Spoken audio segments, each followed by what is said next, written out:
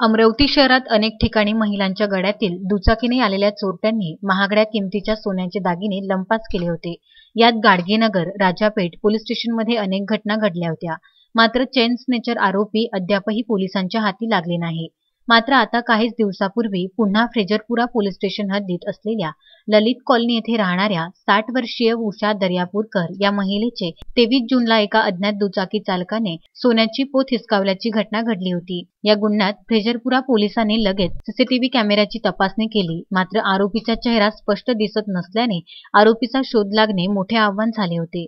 तरी मात्र तांत्रिक पद्धतीने पोलिसांनी शेवटी आरोपीचा शोध लावला। पोलीस स्टेशन हद्दीतील सर्व चोरट्यांची नावे बाहेर काढून शोध मोहीम राबवण्यात आली। ललित कॉलनी येथील सोन्याची चेन चोरट्याचा पुन्हा दुसरा फोटो पोलिसांना प्राप्त झाला।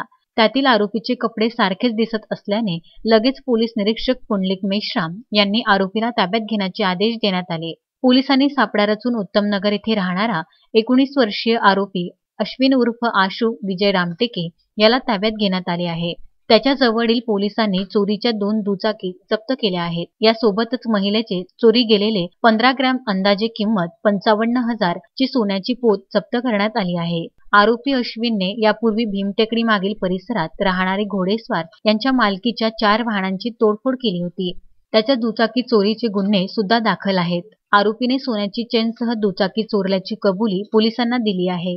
त्यामुळे अमरावती पोलीस आयुक्तालय क्षेत्रातील सोन्याची चेन पाठविणाऱ्या घटनेतील फ्रेजरपुरा पोलिसांनी ही पहिलीच कारवाई केलेली आहे। अजय शृंगारे, विदर्भ न्यूज, अमरावती।